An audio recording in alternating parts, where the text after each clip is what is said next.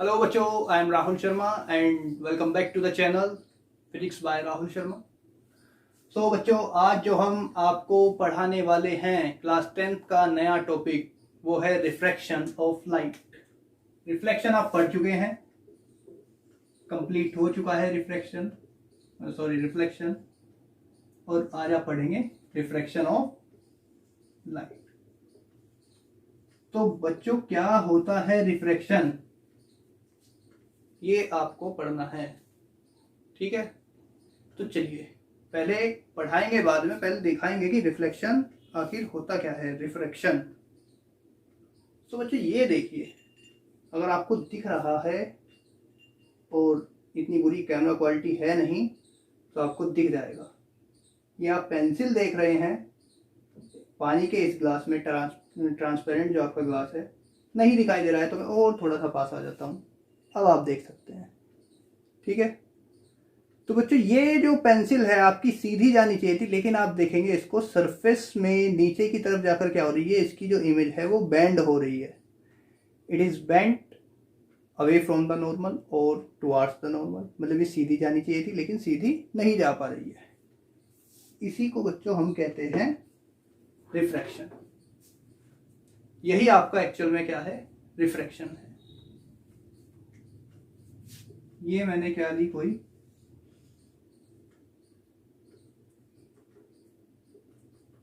Glass ले लिया, इसमें पानी है, ये कोई लाइट रे आ रही थी, ये सीधी जाने की बजाय क्या हो गई, ये नॉर्मल से अवे फ्रॉम द नॉर्मल चली गई। ये नॉर्मल के साथ नहीं, नॉर्मल से दूर चली गई, ये ऐसे चली जाती है आपकी, ठीक है। या फिर मैंने एक ग्लास स्लैब ली, ये तो आपकी बुक में भी दी हुई है बच्चों एक्टिविटी, उसको आपको पढ़ना है। ये कोई लाइट रे आई, ये नॉर्मल है। मैंने आपको रिफ्लेक्शन में समझाया था इंसिडेंट रे क्या होती है, नॉर्मल रे क्या होती है, रिफ्लेक्टेड रे क्या होती है। यहाँ पर हम पढ़ेंगे रिफ्लेक्टेड रे क्या होती है। ये एंगल बनाया इसने, एंगल ऑफ इंसिडेंस, और ये लाइट कहाँ चली गई, away from the normal, sorry towards the normal, ठीक। इसकी हम बात करेंगे, अवे फ्रॉम द नॉर्मल कब जाएगी, टुवार्ड्स द नॉर्मल कब जाएगी। ये चली गई यहां से अवे फ्रॉम द नॉर्मल, ठीक है। तो ये भी कुछ एंगल्स बनाएंगे, ये लाइट रे ऐसे आई, यहाँ पर ऐसे चली गई, या और अगर ये आपकी ग्लास रे ना रखी हुई है, ग्लास स्लैब ना हो, तो ये सीधी निकल जाएगी। यही बच्चों क्या है, रिफ्रैक्शन।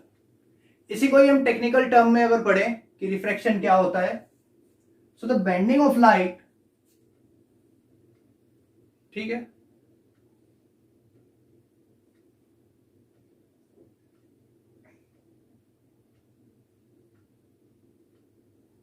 सो इसी को अगर हम टेक्निकल टर्म में पढ़े कि इसकी क्या डेफिनेशन हो जाएगी, so it is a process of light in which a light ray bends away और towards the normal when it goes from one medium to another medium. जब ये एक मीडियम से दूसरे मीडियम में जाएगी तो इसकी स्पीड और जो डायरेक्शन है वो क्या है, चेंज हो जाएगी, और इस प्रोसेस को हम क्या बोलते हैं, रिफ्रैक्शन। जो मैंने आपको अभी अभी प्रैक्टिकली दिखाया कि एक पेंसिल थी आपकी, जो पेंसिल ग्लास स्लैब में रखी हुई थी, पानी में रखी हुई थी, और वो पानी की वजह से क्या दिखाई दे रही थी, हमको कुछ डिफ्लेक्टेड दिखाई दे रही थी। अब ये डिफ्लेक्शन जो था ये ही रिफ्रैक्शन कहलाता है, और यही इसकी पूरी प्रॉपर डेफिनेशन है। आप बुक से पढ़ सकते हैं, NCERT is the best book, ठीक। तो ये क्या हो जाएगी आपकी रिफ्रैक्शन की प्रोसेस। अब रिफ्रैक्शन के भी कुछ रूल्स हैं, जैसे हमने रिफ्लेक्शन के रूल पढ़े थे। सो फर्स्ट जो आपका रूल है, पहला जो रूल आपका कहता है वो यही कहता है कि इंसिडेंट रे, नॉर्मल रे एंड रिफ्रैक्टेड रे, ये हो जाएगी आपकी रिफ्रैक्टेड, जो रिफ्रैक्शन के बाद आपको मिली, ये जो लाइट आपको रिफ्रैक्ट होने के बाद मिली, रिफ्रैक्टेड रे, ऑल लाई इन ए सेम प्लेन। ये आपकी इंसिडेंट रे है, ये नॉर्मल है, और ये आपकी रिफ्रैक्टेड है, तो ये एक सेम प्लेन में लाई करती है। ये दूसरी सरफेस के लिए, इस इंटरफेस के लिए, ये इंसिडेंट हो गई, ये नॉर्मल हो गई, और ये रिफ्लेक्टेड हो गई, ये भी एक प्लेन में लाई कर रही है। तो ये तीनों रे क्या होती है आपकी, एक प्लेन में लाई करती है। Second,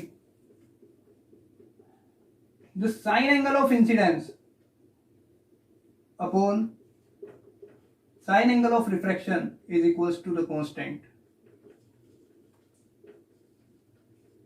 and this constant is known as refractive index.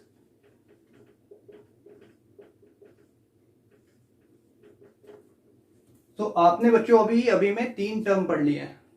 Refraction क्या होता है, लॉज ऑफ रिफ्रैक्शन क्या होते हैं, और रिफ्रैक्टिव इंडेक्स का आइडिया या इंट्रोडक्शन आपको मिल गया है। तो सबसे पहले बात करते हैं रिफ्रैक्शन की। It is a process in which the light bends away normal और टुवर्ड्स द नॉर्मल और changes its direction and speed. तीनों में से आप कोई भी चीज लिख सकते हैं, ठीक है। सो क्या बन गई इसकी definition? It is a process in which a light changes its direction and speed when it goes from one medium to another medium, जब ये एक मीडियम से दूसरे मीडियम में जाती है।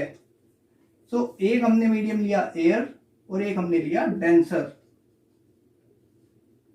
एयर या ग्लास इसको हम नाम देते हैं, ये तो इसके नाम हो गए, इसको हम बोलेंगे रेयरर मीडियम, और ये हो गया डेंसर, ठीक। रेयरर मीडियम हम किसको बोलते हैं? जिसमें डेंसिटी कम हो आपकी, जिसमें भीड़ भाड़ ज्यादा ना हो, कम स्पेस में जो है ज्यादा भीड़ भाड़ ना हो, ताकि वहां पर लाइट जो रे है या कोई भी चीज है वो इजीली मूव कर सके, उसको हम बोलते हैं रेयरर मीडियम, ठीक है। और इसमें जो होता है आपका light towards the away from the normal जाएगी। सो ये होता है आपका रेयरर मीडियम। अब जहां पर डेंसिटी ज्यादा होगी, जहां पर भीड़ भाड़ ज्यादा होगी, वहां पर कोई लाइट रे आसानी से नहीं चल पाएगी, तो वहां पर उसकी डायरेक्शन जो है वो डिफ्लेक्ट हो जाएगी उसमें जाती ही, उसको हम बोलते हैं डेंसर मीडियम। क्लियर? ये हो गया क्या आपका डेंसर मीडियम।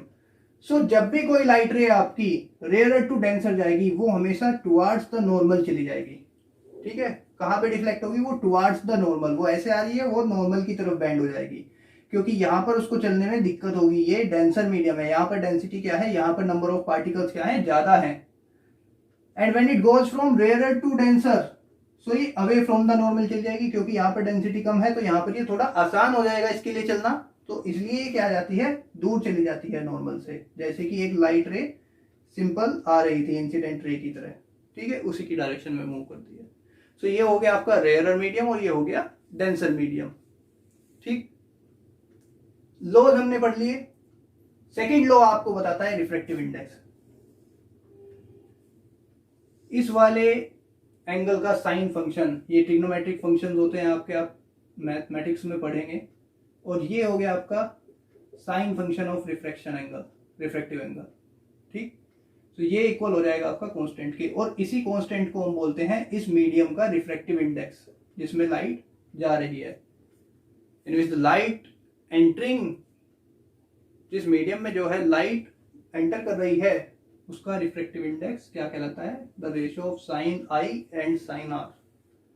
दूसरा जो इसको आप बोल सकते हैं, इसको म्यू से भी डिनोट करते हैं, एन से भी डिनोट करते हैं।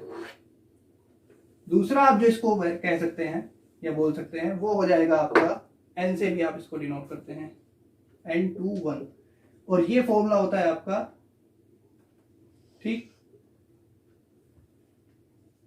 Speed of light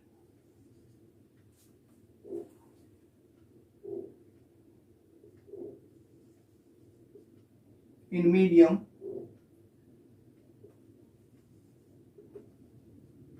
to upon speed of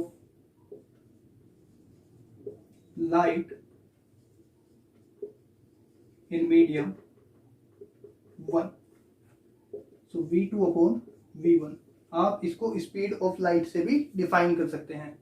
ये क्या हो गया आपका रिफ्रैक्टिव इंडेक्स, ठीक है बच्चों। दो तरीके का आपका रिफ्रैक्टिव इंडेक्स होता है, एब्सोल्यूट रिफ्रैक्टिव इंडेक्स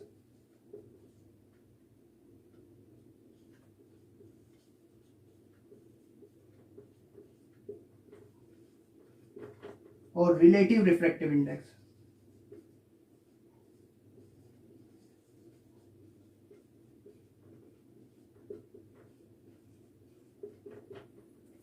इनकी बात करते हैं। एब्सोल्यूट रिफ्रैक्टिव इंडेक्स हम किसको बोलते हैं? तो एब्सोल्यूट रिफ्रैक्टिव इंडेक्स की बात करते हैं बच्चों। एब्सोल्यूट रिफ्रैक्टिव इंडेक्स में क्या होता है आपका, कि रिफ्रैक्टिव इंडेक्स के लिए पहली कंडीशन आपके पास दो मीडियम होने चाहिए, और उन दो मीडियम में से एक मीडियम एयर होना चाहिए। या तो ये एयर से ग्लास में जानी चाहिए, या फिर ग्लास से एयर में, या एयर टू वाटर और वाटर टू ग्लास, और एनी अदर मीडियम। लेकिन एक जो मीडियम होना चाहिए आपका क्या होना चाहिए? एयर। ठीक है। So when a light ray goes from one medium to another medium and वो one of the medium is air, आपका कोई एक मीडियम क्या होना चाहिए? एयर ही होना चाहिए। तब हम उसको क्या बोलते हैं? Absolute refractive index. सपोज करिए आपकी जो लाइट है वो एयर टू ग्लास जा रही है, तो आप क्या है? रिफ्रैक्टिव इंडेक्स निकाल रहे हैं ग्लास का। NaG से भी डिनोट कर सकते हैं इसको, G को इधर लिख सकते हैं, A को इधर। तो जिस मीडियम में जा रही है उसकी जो लाइट की स्पीड है वो कहाँ जाएगी? नीचे। Speed of light in air upon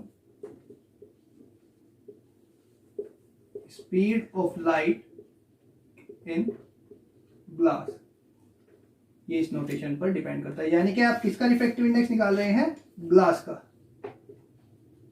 so इसकी लाइट कहाँ, इसकी स्पीड जो आ जाएगी वो कहाँ जाएगी? ये यहाँ पर। हमने कहा यहाँ पर स्पीड c है और यहाँ पर स्पीड v है, तो ये हो जाएगा आपका c/v। This is called absolute refractive index.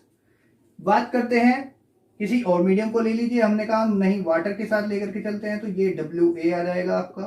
तो ये हो जाएगा आपका speed of light in water and speed of light in medium with the speed of light in air.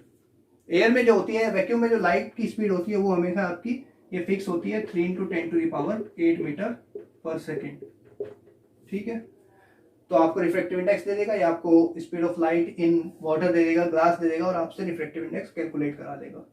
ठीक है बच्चों। इसके बाद बात आती है रिलेटिव रिफ्रैक्टिव इंडेक्स की। अब रिलेशन जो होता है वो दो लोगों में होता है, और रिलेटिव रिफ्रैक्टिव इंडेक्स का भी यही काम है।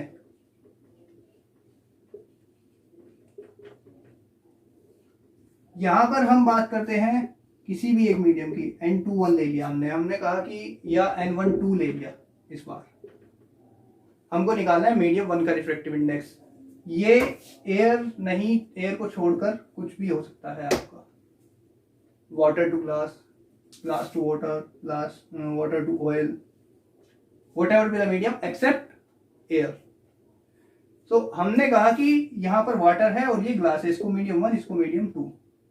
तो किसका हम रिफ्रैक्टिव इंडेक्स निकाल रहे हैं? 1 का। So speed of light